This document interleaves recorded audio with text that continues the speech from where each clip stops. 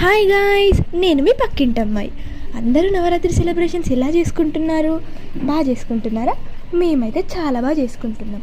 ఈరోజు మార్నింగే లేచి మంచిగా రెడీ అయిపోయి మా ఫ్యామిలీ అందరితో కలిసి నేను దుర్గా పూజలో కూర్చున్నా. చూస్తున్నారు కదా దుర్గా పూజ ఎంత బాగా జరుగుతుందో.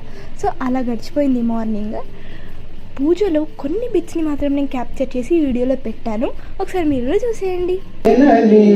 శుభకామిని జయ శుభకారిణి విజయ రూపిణి तू है जगदम्बे काली जय दुर्गे खप्पर वाली।